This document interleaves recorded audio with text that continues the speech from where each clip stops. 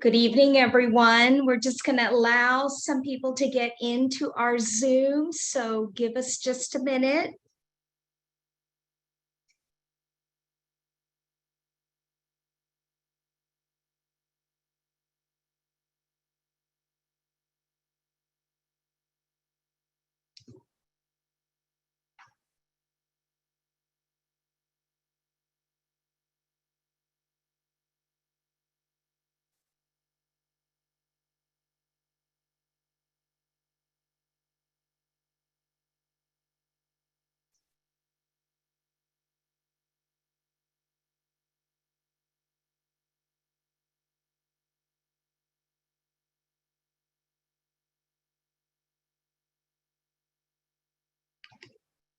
Thank you for letting us know where you're coming from this evening. That's great. We have people from all over. Welcome.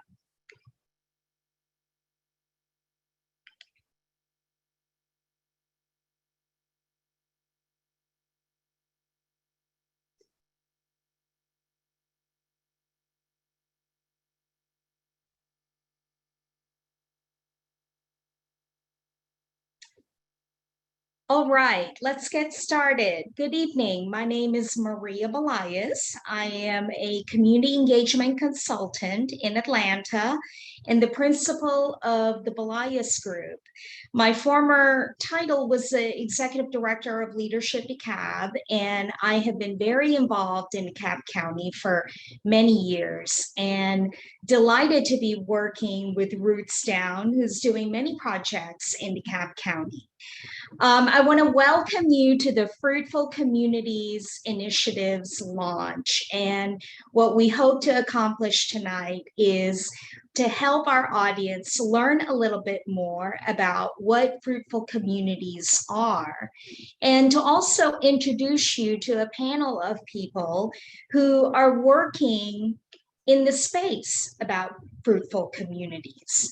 So starting with our group tonight is our CEO, Jamie Rosenthal. But before I hand it over to Jamie, I want to share a little bit about what I know about Jamie.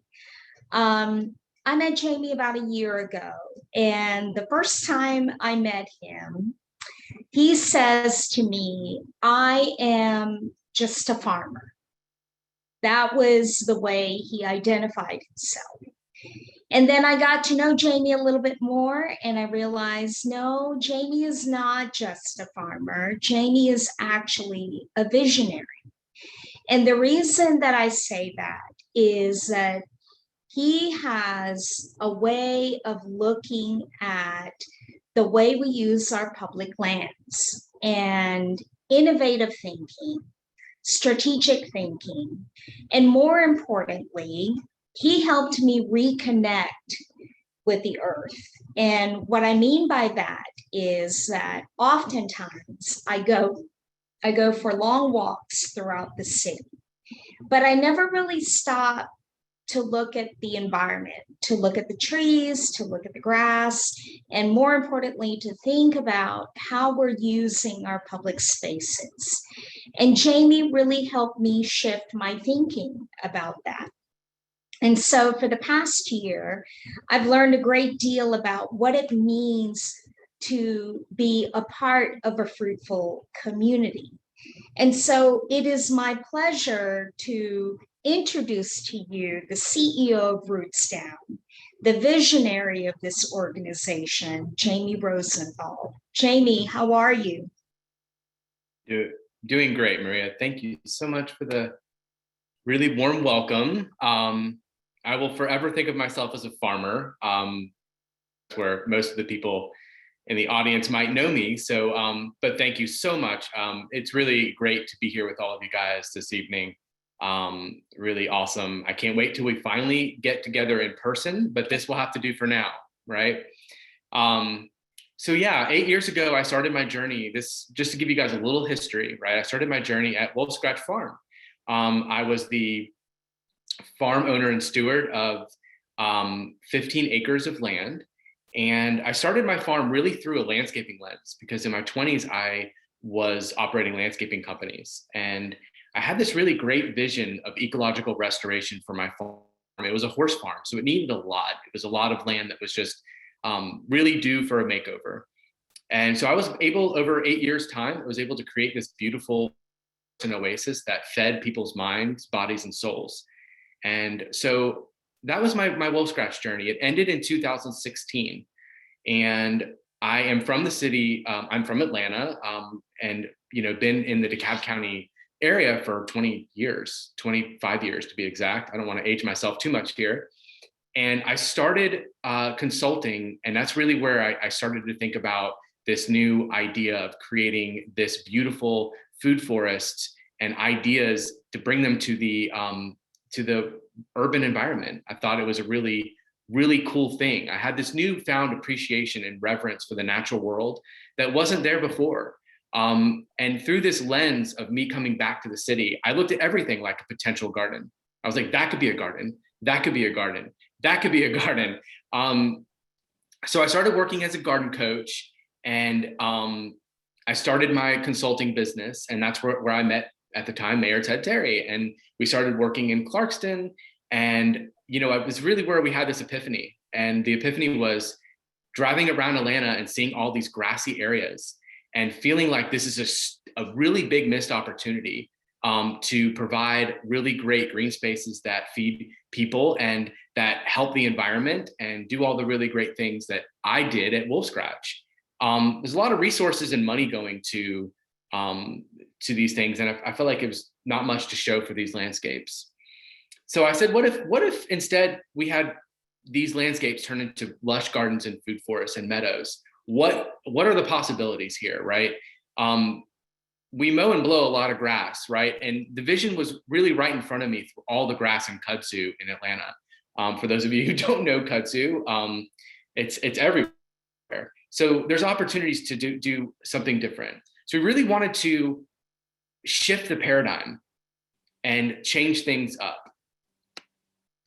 So that's where I thought, where there was an opportunity, right? The Rootstown model or the idea would be to shift the paradigm of landscaping and change it to an oasis and a place for people to have great ideas. Sure, this really sounds simple, right?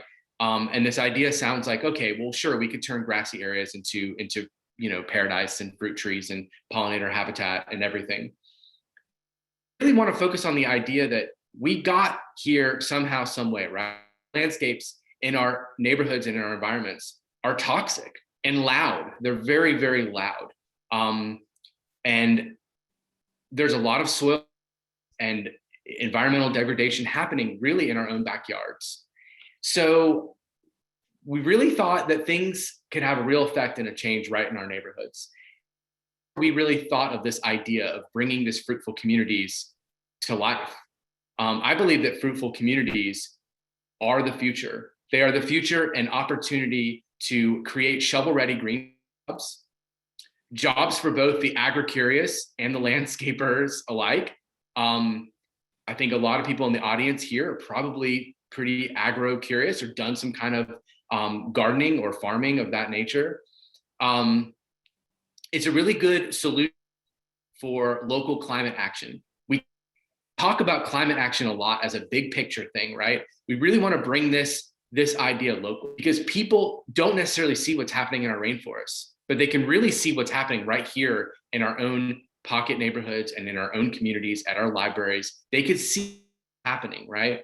So this is a really great way to tell the local climate action and do something really great here right in our communities. This also the Fruitful Communities Initiative also opens opportunity for youth programs and better outdoor education. During this pandemic, we have all learned something very, very, very important, right? That outside is a safe space.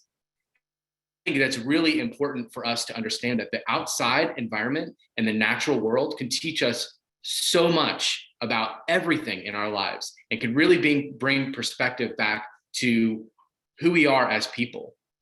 So let's talk a little bit about how Rootstown is doing this and really what the Fruitful Communities is. So Fruitful Communities in action, right? So we wanted to do some pilot projects. And I wanted to start this whole process with doing things that are very visible. And I wanted to do projects that, like at our local DeKalb County libraries, right? Where people could see and feel and touch and be a part of this landscape. And it could be a really great reminder and a really great example for homeowners and other businesses alike. And I figured, heck, if we can get people, the local government is leading by example, that is a really big thing. So we started, like I said, at libraries and senior centers. And I really want to say thank you so much to all the people that made that possible. The facilities team, the DeKalb County Board of Commissions, everyone that made this possible. I want to say thank you so much. It wasn't just Rootstown that made this happen. It was all of you guys. And then our programs, the Growers Program and the Green Hive. That's one of the ways we can do things to make good on our promises. We talk about stewardship, long-term stewardship of these lands. So it's really important that we actually train the next generation of land stewards by way of advocacy and jobs training programs. So we have created a growers program for Piedmont Technical College, which will be live very soon, maybe the next 45 days or so. So look out for that. And that program is going to be leading the way on the shovel-ready green job revolution. And we're going to be able to teach people to love and protect their landscapes and understand why they're important. And then the last thing, I think the most important thing is policy. This is the glue that holds all of this together, right? Without the policy, we can't really cement these things in place. So we're working with DeKalb County and with Commissioner Ted Terry's office and Commissioner Rader's office to reshape policies around landscaping, right? To protect our natural environment. These are assets to DeKalb County residents and assets to DeKalb County itself. So we really want to create these policies with you guys, and getting you guys involved in that process is really, really important and really near and dear to my heart. So yeah, I guess we'll start the panelists. Well, Jamie, before we go to the panel discussion, I want to ask you, when was Rootstown founded? 2018. 2018. On paper. The idea really came in 2017, I believe, when then Mayor Ted Terry and I started working together. So, but 2018 was the legal area that Rootstown started kind of working, where we were actually an LLC, and now working towards our B Corp certification, which is really exciting. So yeah, this has been 4 years in the making. So in 4 years, how many libraries have you refurbished? Oh man, well, libraries, we could talk about public spaces right in the city of Clarkston, the libraries. So one in Commissioner Ted Terry's district, we did a whole library revamp of the Clarkston Library. This all happened last year, Maria, by the way. I know. So it was a big year. So the Clarkston Library got a complete makeover. There is not much left in the way of mowing and blowing there. It's all pollinator friendly and beautiful plants. And then District 5, thank you so much, Commissioner Marita Johnson. Amazing opportunity. District 5, all 5 libraries have a pilot project in them. So if you guys, 6 libraries in total. 6 libraries in a year. Yep. 6 libraries in total. And you talked about the Green Hive program a little bit, and you have your first cohort. How many members of the cohort? There are 10 bright-faced members that are going to change the world and make a lot of noise in DeKalb County. And this is their inaugural year. I just wanted to kind of go down the list of accomplishments that you have been able to accomplish in the past couple of years, and frankly, to be able to do all of that in the midst of a pandemic. And my hat's off to you and your team. Congratulations on all of that work. Thank you so much. Couldn't be possible without everyone else. So thank you, Bill. Appreciate it. Well, and so speaking of everyone else, we have a wonderful panel of people with us tonight who are involved in some way in all of your initiatives. Let me just go ahead and introduce them as a group. We have Commissioner Ted Terry. Hello, Commissioner. How are you? Super District 6 for DeKalb County. We have Jackson, who's a member of the Green Hive program. We have Mayor Beverly Burks from the city of Clarkston. Hello, Mayor Burks. And we have Ken Higa, who is an architect and a member of the advisory council for the Growers program. So I want to toss the first question to Ken because this is about fruitful communities. And a few months ago, when we invited Ken to join the Growers Program Advisory Council, we had a wonderful conversation about your personal experience with fruitful communities because you grew up in Hawaii. Is that correct? Correct. And productive urban landscapes was something that everyone had in their yard and in businesses. And it was just really part of everyday life in Hawaii. Can you talk about that culture a little bit and what that's like? Sure.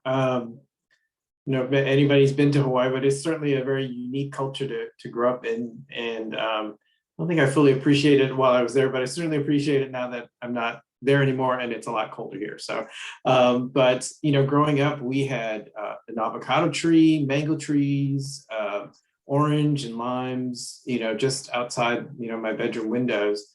And, it did, require, a certain kind of maintenance and care, which we all, I've learned to use the mango picker to pick the mangoes off the top branches. And, it really was a way to connect with your neighbors because, whenever we had a surplus of that, we would share with our neighbors and our friends. And, neighbors were looking for an avocado for a salad or something. They'd come over and ask, can we pick one off the tree? And really was a way to kind of connect with each other. And I think especially in the Asian cultures, they really appreciate having fruit trees and vegetation around us that can contribute to, the community around food, because that's an important aspect of our culture. And even I think, Hawaii being sort of a unique place, even the ornamental trees, we had plumeria trees in the front yard and which I think you call frangipanges here. But, flowering trees, vegetation were all used to make leis and, had decorations and things for different holidays and special occasions. So there was always sort of a very strong connection to nature and the land and an appreciation of that and it's appreciated added value to what they brought to, our lives. So do you think that that kind of environment would be great to have in our region? I mean, the added benefit of being from Hawaii was a tropical climate. So you had these trees and fruits all year round. I think it's maybe a little more challenging in a temperate climate that goes through seasons. But, I'm sure as many of you, I think Maria we were talking earlier about during the pandemic, outside became like your safe haven and walking around, I think I've discovered every neighborhood nook and cranny just as an opportunity to get out of the house. And, I think people have started to see the value of, their outdoor experiences as a learning opportunity. We saw a lot of home gardens being put up, all over our neighborhood, and the kids, I think the parents are just happy to get the kids outside of the house and learning and doing something else. And so you saw a lot of kids out there learning about where food comes from.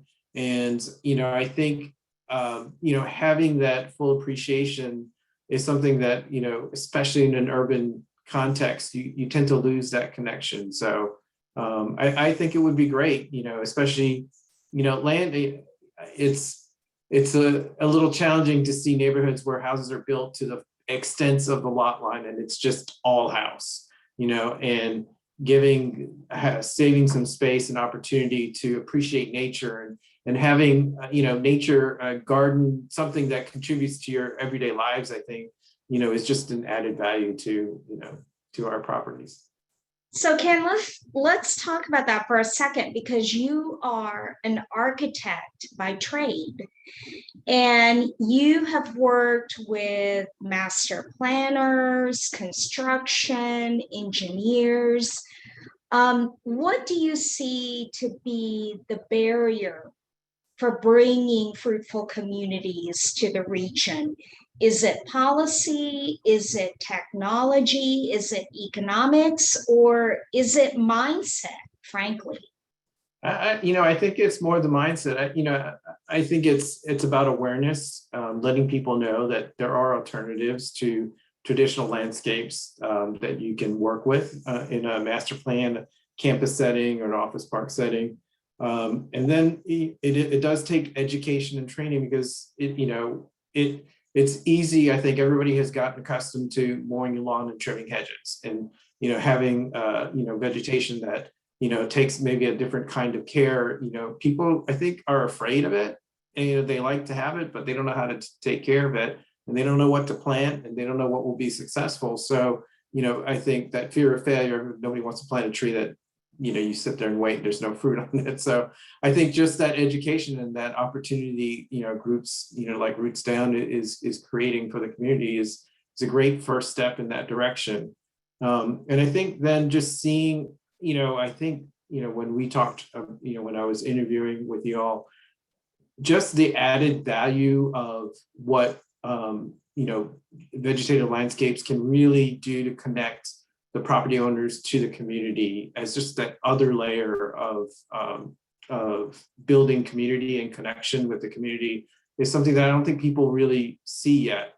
And to be able to not just plant the traditional plants, but to plant vegetation that contributes food to, say, your local community food bank, it's just another layer of connection between the urban environment and your local community. And I think that's something that people don't really think about in sort of in a larger commercial context, and something that I think would be valued and would be appreciated, and would definitely help build a stronger community if they know, one, that it's there. I think it's all about mitigating risks. They don't want it to fail. I think landscapes and urbanscapes are seen as adding value to their property. And I think just educating them that, it can not only add value, but it could actually build a stronger community, I think is something that organizations like Rootstown can really, help to make that happen. So I want to stick to the discussion about connecting communities and go to Mayor Burks. So, hi, Mayor Burks, how are you tonight? Hello, Maria. How are you? Can you hear me? Yes, I can hear you. So the city of Clarkston, for those of you who may not know, is the gateway for refugees and immigrants in the state of Georgia, frankly. And Jamie has mentioned that the Clarkston Library is one of their flagship projects for installing a productive urban landscape. And we have visited that landscape many times, but you are right there in Clarkston. You see it every day. You see it all the time. How is your community connecting with that landscape? What have you seen? Well, thank you, Maria, and thank you, Commissioner Terry. I'd like to say that I am so honored to have a fruitful community in Clarkston. And thank you, Jamie, for all the work that you're doing. When you think about community and the fruitful garden that we have there, it started with community, right? They have the community to come in and volunteer and to help to plant. And so it's next to our library in our Clarkston Community Center. But what's beautiful about it is that I see the kids from our soccer sitting over in the benches, enjoying the opportunity to fellowship after they've had a chance to play. I see the mothers and the kids in the area where they have an opportunity to look and learn more about the trees and the vegetation that's been planted there, and have the opportunity to grow and educate their children about the importance of making sure that we have more growth versus mowing, right? And so our community embraces having the opportunity to have vegetation and fruits that we have now as part of that fruitful garden and fruitful community. I think it was very important to recognize with Clarkston as being probably the most diverse city per square mile, not only in the state of Georgia, but within our southeastern area, is the diversity of our community. We have 59% of our community is of African descent, 24% is of Asian descent. And as you mentioned, we are home to new Americans. Now, with our fruitful community, it provides an opportunity for us to have vegetation and fruit that can be familiar with our new Americans. Many of them have said as they've come into our communities, that's one thing that they really want to have, is the opportunity to have vegetation that's familiar within their community. And what you can do with that fruitful community is provide that type of connection for them to have a piece of their own community in Clarkston. And so that's what I see as the advantage of us having our fruitful communities. Mayor Burks, how long have you been mayor now? Oh, okay. This is going on my second year? I can't keep up. So I won a special election, and then this is part of my first full term as mayor, and I'm so excited about it. I absolutely love this community, and if you haven't had a chance to come to Clarkston, I encourage everyone who's listening to come to the city.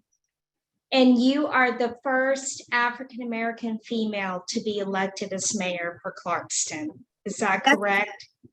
I am the first one in more than 138 years to be elected by my community. And I'm so honored and humbled to have this opportunity, not only to lead, but to serve my community. And serving my community is making sure that I am up to date with these types of initiatives that can help us to grow versus mow.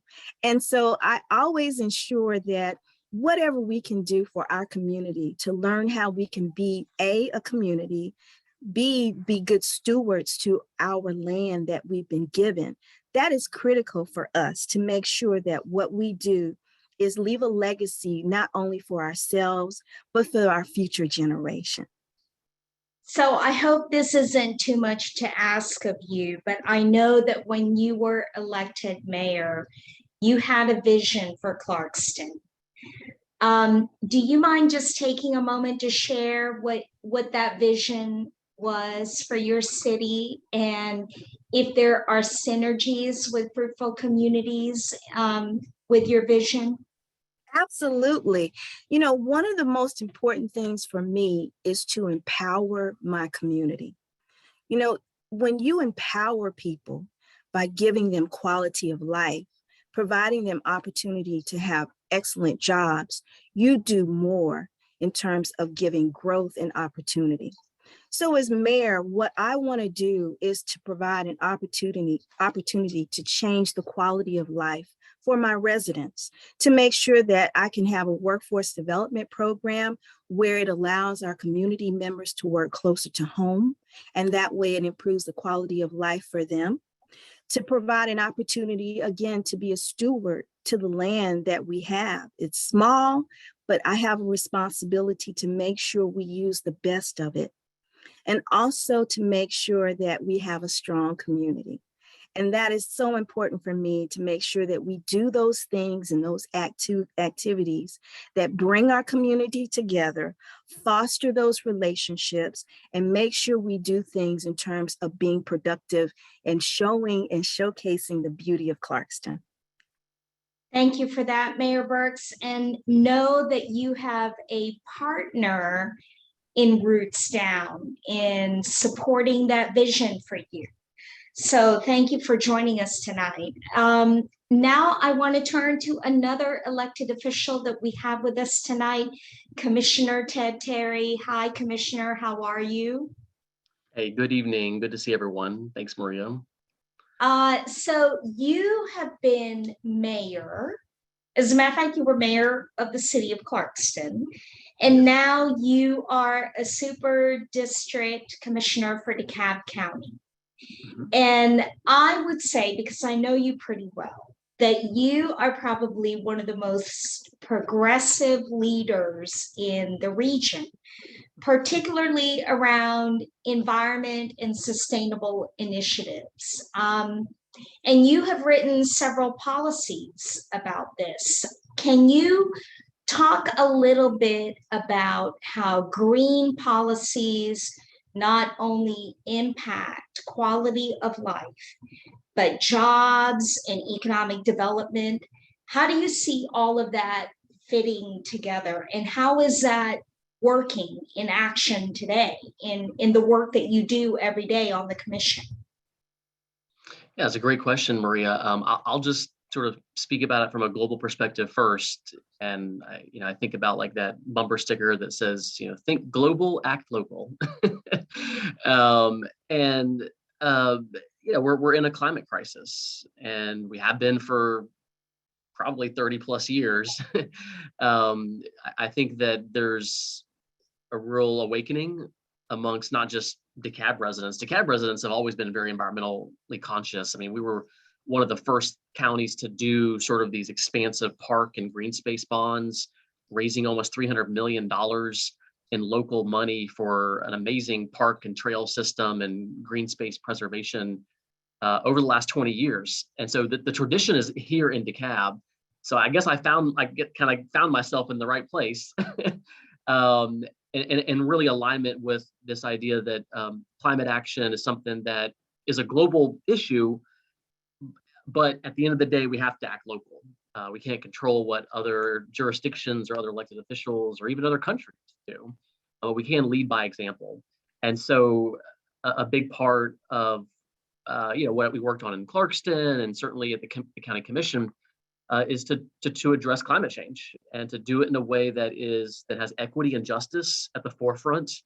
And this is a big aspect of, I think, the opportunity when it comes to this initiative, as well as all the initiatives when we look at transitioning our society, our economy to 100% clean energy, clean transportation, net zero carbon economy.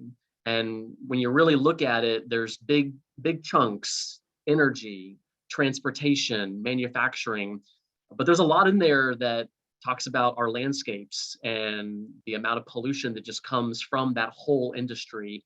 And then not to mention the money that we spend every year as a county on mowing and blowing and all those things that do emit carbon. And so we're going to have to take an all of the above approach. Reducing our carbon where we can, trying to sink in more carbon into the ground than we might otherwise see in current landscapes. So it's an all-of-the-above approach, and I believe that we can lead with opportunities for new job creation. That's one of the most probably exciting things, is we literally can create tens of thousands of new jobs just in Metro Atlanta by doing the type of work that we're talking about with the Fruitful Communities initiative and all of the things that are under climate action. So, Commissioner, you were the one that brought Rootstown to county government, and you connected them with libraries. Why libraries? Why not parks? Well, for folks who have been around DeKalb County, they know that it's a massive fleet of of ships that have their own departments and their own sort of portfolio.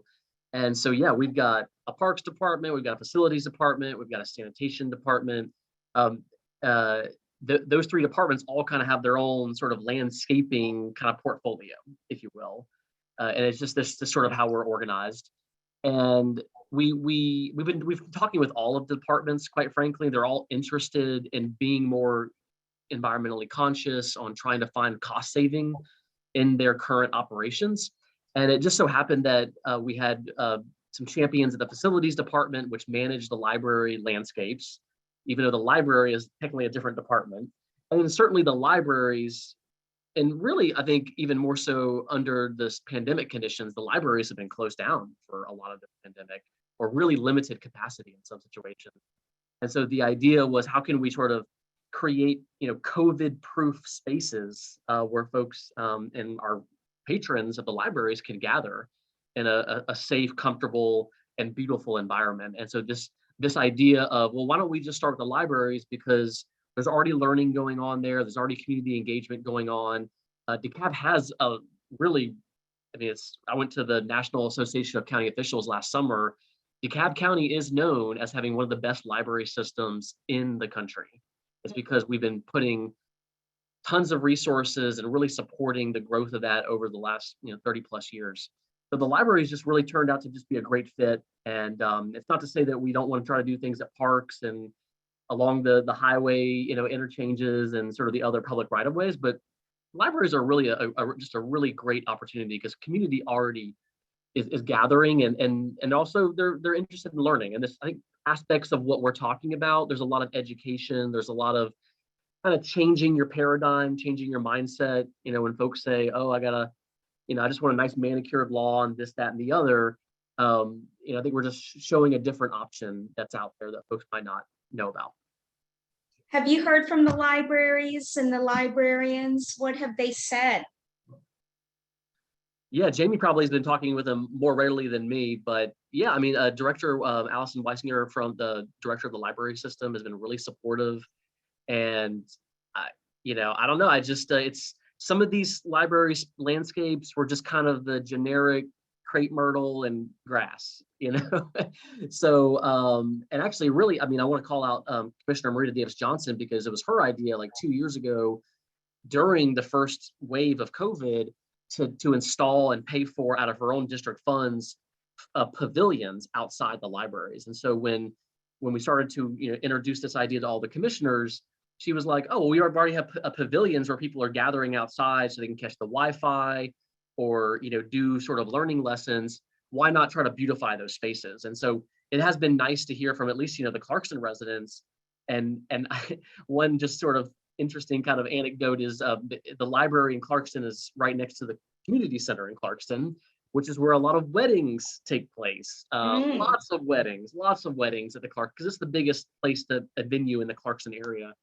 And more than one time, I and others have seen wedding photos being taken in the garden. So it must be good enough for wedding photos. And, just little things like that, I think, enhance the experience of our residents and, hopefully add value to just, their experience in the county. So you are in zoning meetings a lot. And has productive urban landscapes come up in any of the zoning proposals? Yeah, I think anyone who comes to our zoning meetings, and a plug, we have one on Thursday at 5 p.m. They're every other month on the last Thursday at 5 p.m. and they sometimes go to midnight. So if anyone wants to catch up on some zoning cases, it is an interesting array of things that we deal with. But one of the most common things that you hear from neighbors and stakeholders about new development in DeKalb is how is it going to impact them directly. And so we talk about all the issues like density and traffic and parking spots and all that kind of stuff. But inevitably, the discussion of sort of what is the landscape going to look like? Because in a lot of situations, you're sort of taking a big chunk of the land and sort of just scraping it. And we know there's a lot of environmental destruction that takes place when you just sort of scrape the land and start from scratch. And the common paradigm is just put in a standard landscape package. Do some grass, some crepe myrtles, maybe some bushes. You send a crew out there twice a month and they hedge and mow and blow for an hour and a half. And, if you live near one of those, you'll hear a blower going, going all hours. And so one of the things that we've been engaging the applicants and developers of some projects lately is, will you do a different type of landscape? Will you do one that is more environmentally conscious, that is going to have better stormwater features, which, that's another huge piece of development. When you do scrape that land, it really impacts the stormwater and potential flooding of neighborhoods downstream. And one of the things that Rootstown has been working on at the library that relates to some of these issues with these zoning cases is better soil management and better building up of the landscapes that actually will retain more of that stormwater. So in essence, reducing the impact downstream. And we all know because of climate change, we are seeing the worst flooding that DeKalb County has ever seen. We're still in that 6-year wet cycle. We hear that we might be in that dry cycle again coming up. But again, climate change is so erratic. And so when it rains, it pours, it floods. And we just have to be taking an all of the above approach to deal with these, really these resilient policies. And so having a resilient landscape, having a productive urban landscape, not only means good ecology, good soil ecology, good stormwater retention, but then, in certain situations, we've planted an orchard or a row near the dog park that has blueberries. And so just asking these developers, put a little more attention into how you do your landscapes and embrace this more ecologically sound and environmentally sensitive landscape. And so far they've been like, sure, let's do it. I mean, there hasn't really been much pushback. I think they're interested to explore this new resilient type of landscape. And so there's at least 3 new projects that were approved last year in District 3, District 4, and District 2 that all have these productive urban landscape plans that are part of the zoning condition. So it means they got to do it and do it to what they said they were going to do. Well, thank you for leading the way on that, because I know that it is a new way of thinking for many people that have been on the commission and worked on these zoning policies for a long time. So thank you for bringing that to DeKalb County and educating other leaders about it and educating me. I've learned a lot from you in that regard. Also with us, I'm going to shift gears here because we can't talk about the work of Fruitful Communities without talking about our young generation. And with us tonight is Zena Jackson, who is a member of the Green Hive program. And I think there are other Green Hivers who have joined us tonight. So if you are a Green Hiver, please put your name in the chat and the college that you were with, because I would love for our audience to see the reach that we have in the colleges and universities with the Fruitful Initiative concepts. So Zena, how are you? Welcome. I'm good. How are you? Thank you. Thank you for being here tonight. Can you tell our audience what the Green Hive is? Yeah, so the Green Hive is basically a student-led environmental group. It's meant to inspire young leaders to create innovative climate solutions in our local communities. So we do that by using art, policy, gardening, and most importantly, education. And really it's to connect us with our peers and connect us with the earth so that we can all work together to fix the big problem of climate change, but to start on a local level. Have you always been an environmentalist? Actually, I have. My first dream job was an organic farmer. So I've kind of always had that. I do like gardening. So I guess I've kind of geared toward the policy route so that I can use policy to help the environment in that way. So how did you hear about the Green Hive program? I actually heard about it through Georgia State University. They sent out an email saying that this program was coming up if anybody wanted to apply. I decided to give it a go just because it is something that really interests me. And also I just wanted to make an impact with my local community. How many program days have you had? We had our first meeting last week, and then we had our second meeting this week. And what have you learned so far? So far, we've learned a lot about land use and about how a lot of the spaces could be utilized better, like with the whole library thing, and also with government buildings. It's kind of put me in the position to think and see spaces differently. Also, I did some research and I found out that 21% of DeKalb County is in a food desert. So I guess that's basically what I've learned so far, but I'm super excited to learn more. When is the program over for you? It is, I believe, 10 weeks long. So I think that means March or April. Okay, so do you have any idea as to what you're going to do with the knowledge base that you're gathering from Green Hive? What are your plans? Yeah, so I guess the major goal is that we're going to start our own chapters. I will be starting one with my other team members at Georgia State University. And I guess the goal for us would to create a group and create a space for other students and young people to come talk about climate issues and then talk about what we can do specifically on Georgia State and in the surrounding area. So probably creating a community garden downtown, and then maybe like the perimeter campuses as well. And then personally, my personal goal is to go into environmental consulting, maybe work for the government.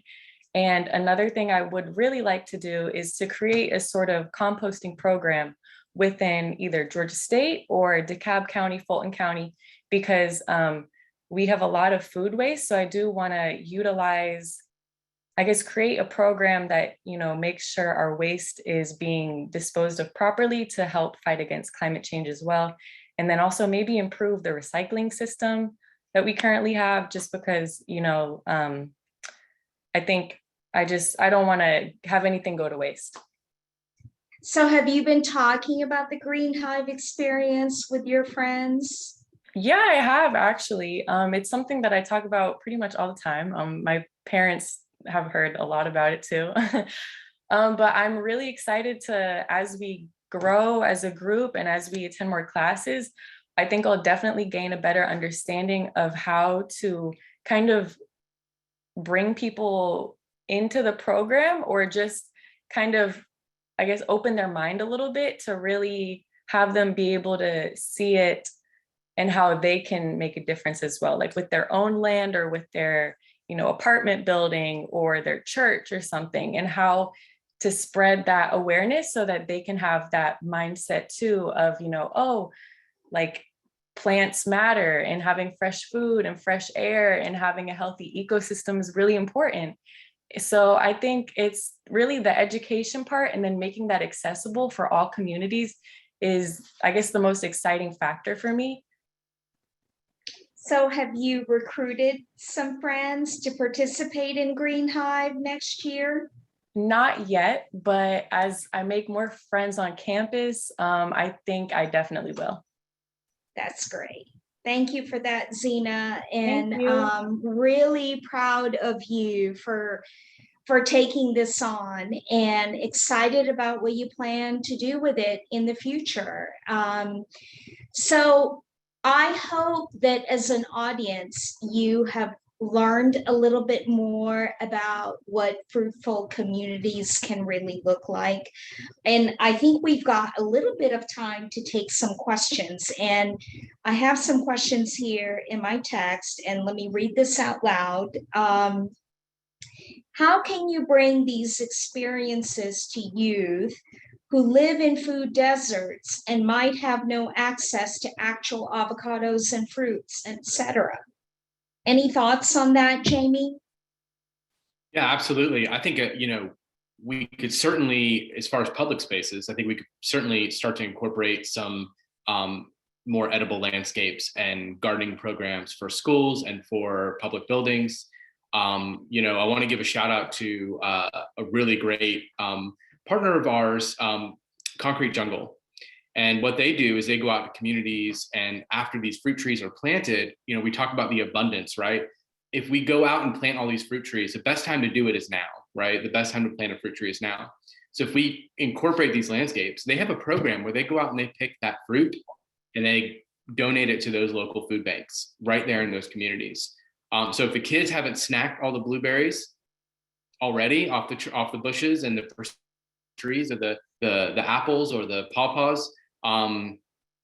We do think about partnering with organizations like Concrete Jungle to harvest that fruit. I think it's really shifting the culture and showcasing a world of abundance, right? And once we shift that culture and showcase a world of abundance, I think that our mindset will change around like food scarcity. I think we'll look at areas and money and allocate funds for creating these programs. We really want to be a catalyst for that change. So I think that is really important. There are a lot of food deserts in DeKalb County. As I said, I've been a resident for over 25 years and know DeKalb County really well. And I think that we certainly could start showcasing that example at libraries and schools. I think that would be a very big winner for us. So I think it should start there at those public buildings, and then maybe an army of growers that could, in these landscaping companies and this bustling, new landscaping companies that can pop up that can actually harvest and tend fruits and create these beautiful landscapes that are making food in our communities. Here's another question from Tanya Link. I love the idea of shovel-ready jobs. Have you reached out to DOC or DJJ to create jobs for returning citizens and youths who have been affected by the criminal justice system? I have to say, what's up, Tanya? That's one of my besties. Yes, and she works at Kennesaw State University, and she's a criminologist and wicked intelligent. And we have talked about this a lot. I think it would be a great program to partner and re-enter people back into the workforce and getting people's hands back into the soil. I think is a healing, natural thing to that for sure. So, what do you say, Commissioner? I think that's something we could certainly work on. That's certainly a possibility, right? Yeah, absolutely. And I think that's really the goal of, and I can't remember, did we mention the Georgia Piedmont Technical Certification Program, the growers program? Yes. You mentioned that. Yeah. So, the goal is to create advancement opportunities at the jobs that are the lowest paid entry-level jobs in DeKalb County government. And so, in my experience, one of the best routes to sort of support those apprenticeship programs is through WorkSource, which is the federal program, and there's some state dollars. So DeKalb gets several $1 million every year through our WorkSource DeKalb program. They do a really great job. They partner with Piedmont Tech. So yes, our goal, this is not only for opportunity for just the internal, landscapers and kind of, workers in DeKalb County government, but we're hoping that DeKalb residents will take advantage of this as well, get that technical degree certification. And then kind of what I was referring to earlier about getting these new developments with new landscape paradigms, they're going to need people to have this training. So we're trying to create that ecosystem where we're creating a demand for these landscapes that we know are so good for the community, and then hopefully hiring individuals who have that certification. And it could be for any landscape company. I mean, and let's be honest, most people are going to stick with just their mow and blow, just come out here and mow and blow.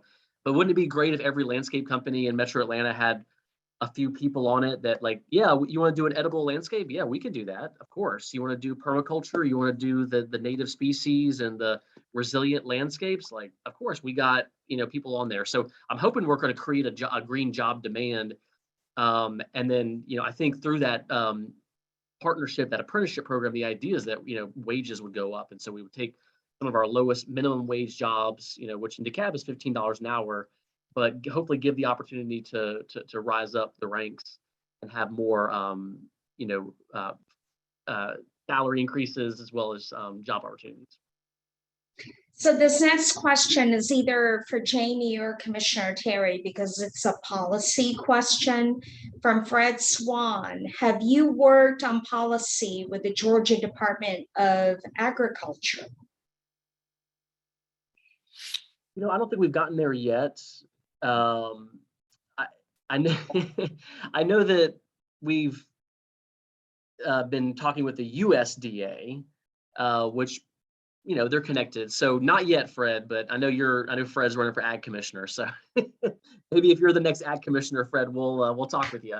But yeah, I mean, absolutely. I mean, whether it's the cooperative extension in DeKalb or Ag in Georgia or the USDA, absolutely. I mean, I think their missions have similar overlaps with I think what we're talking about, addressing food insecurity, supporting local farmers.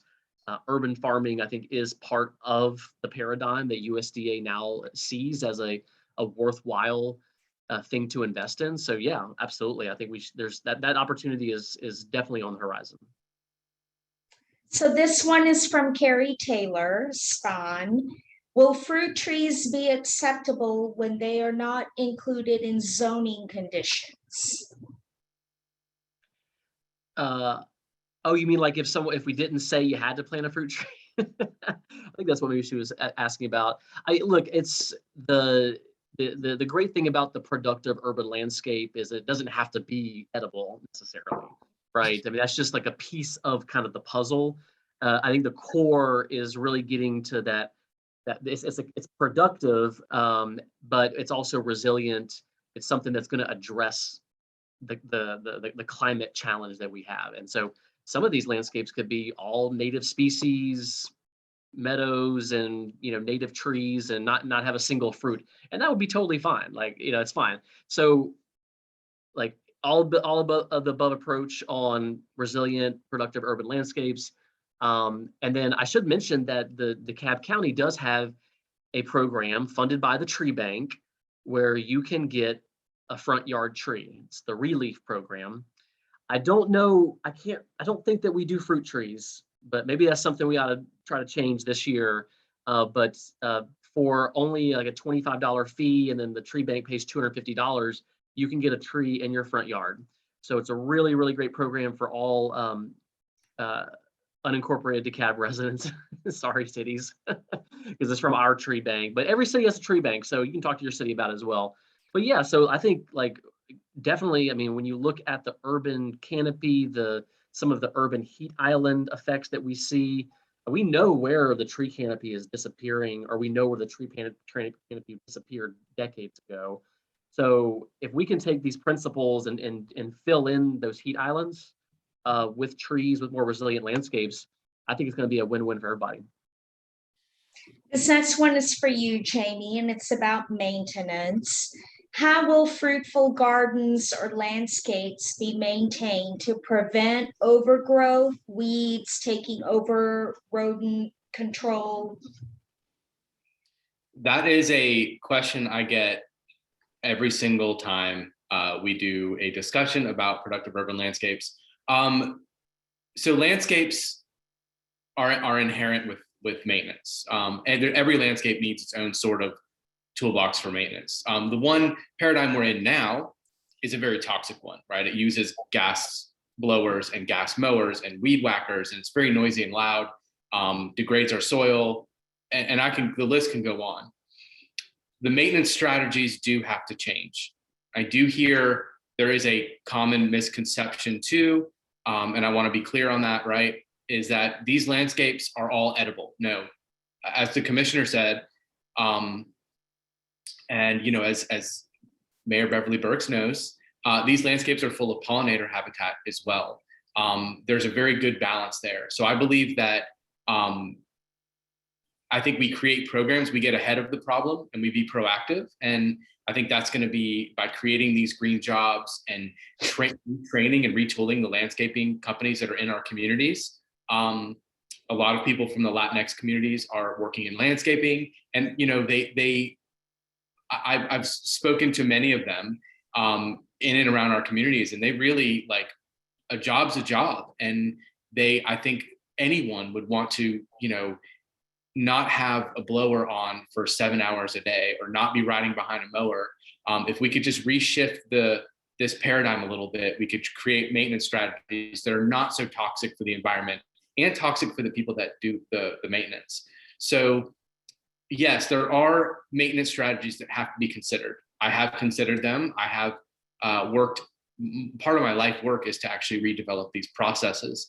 I believe we can create these green jobs around these processes, and the extra fruit trees, the rodents, every single landscaping needs a needs there's not like, there's a perfect plant for a perfect place, right? Let's keep this in mind. On the roadsides, I would not be planting blueberries. Well, first of all, I don't want anybody getting hit by a car going chasing blueberries. That just seems crazy, right? So that's where we would install a meadow. But at the libraries where there's so many people, at the schools where there's so many people, that's a good opportunity to plant these fruiting trees. And I bet you that if we do these plantings more often, you will see, because I know we've done them all last year, and all the blueberries that we planted got gobbled down literally in one fell swoop from the kids. So I think that it's just teaching them that the food is there. I think that rotting food is kind of a misconception, and it's what we think of when we think of fruit trees. I think that we could partner with Concrete Jungle. I'm going to keep mentioning them throughout this program because they have a really great solution. So maybe we need to fund them. Maybe we need to give them, they're a nonprofit. Maybe we need to give them millions of dollars, and they'll create green jobs of people picking fruit and giving it back to the community. So yeah, that's the best way I can answer that question. Bit long-winded, but that's what I hear this maintenance question a lot. Well, I'm saving the last question because it's the best question, in my opinion. Someone wanted to know how they can help. How can they get involved? And so, Jamie, I think you have some ideas about that you want to share with the audience. Yeah, well, I want to say, first and foremost, panelists, thank you so much for being here this evening.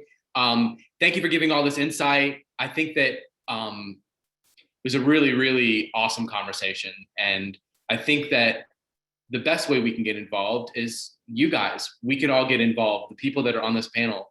We could become community partners, becoming a community partner. I want to be clear on that, right? It doesn't mean that you're going to get out and get your hands dirty, right? That's something the green hivers are learning about, is not using our resources with these people on how to go out and shovel the dirt all day long. Being a community partner may mean that you volunteer to teach a workshop. It may be that you have a skill set that you really want to pass on to somebody. It may be that you have a gift that you want to give. It may be just a story you want to share. So become a community partner, and we can lead you through that process. Next, take the survey. Surveys, information gathering is really what Rootstown at its core really wants to get good at, is listening to you guys about what we need to do to make change in our county government, local government, and communities. So please get involved, take the surveys. We are listening. That is a passion of mine. Promise you, it will not slip through the cracks. It's not like any other survey. This survey will actually have real people reading them. So take the survey and support our work. Again, in many ways, in any ways that you can support our work. Come out, volunteer, and just be a part. Buy a t-shirt, right? I mean, that's an easy win. They're really cool. Wear a t-shirt. It's a great conversation starter. We have a fun brand so that everyone can get involved. Last but not least, you know what? Climate change and all this stuff is a very bleak thing to talk about. We want to have fun when talking about these things. So our events, you'll see, we'll do things around cocktails and beer. And we have a Policy and Pints event coming up. We have lots of great events this year. And we really want to have fun. I mean, I think we could change the world by either doing it with a frown on our face or going out there and clinging glasses and giving each other hugs and doing some great work. I'd rather do the latter. So come out to is the survey in the chat? I want to make sure we put the survey link in there. The chat is moving very fast, so it may have already been put in there, but if you could take a few minutes to complete the survey, really will inform our team and deliver better programming for you in the future. So if you will take just a couple of minutes to do the survey, that would be great. Now would be a great time for me to recognize the Rootstown team, because it isn't just Jamie. There's some great people that work behind the scenes. We have Trace Crow, who is the Chief Marketing Officer for Rootstown. If you like the branding, if you like the messaging, that's all Trace. He is our creative on the team. And also we have Miranda Rupke, who heads up the Green Hive Leadership Program. And Miranda is a creative herself and is an up and coming professional in this space, and have been delighted to work with her. Also, we have Keith Sagers, who is our strategic consultant for Rootstown. Keith is kind of a jack of all trades, wouldn't you say, Jamie? Oh yeah, he is. He has been an amazing asset to us, and I just it's like an instant bromance. Love Keith. Well, we are wrapping up for the evening. I like to start things on time and end early because people like to have extra time for their Wednesday night. So I want to thank everyone for coming tonight. I hope that what a fruitful community could look like is a little bit clearer for you. Know that Rootstown is a partner for your community. Don't hesitate to reach out to us. Check out our website. Look for our newsletters. If you are not a subscriber to the newsletter, please join the newsletter. And anything else you want to say, Jamie, before we wrap up? I guess just thank you again. I want to say thank you so much. Without, I want to really thank the elected leaders here. Without you guys and without being so inspired by y'all as leading this charge, this initiative would be nothing. So I just want to say thank you so much for the hospitality and for the love. Really, really appreciate it. You guys are revolutionary. So. And thank you again, panelists, and we will see you next time. Everyone, have a great night. Good night.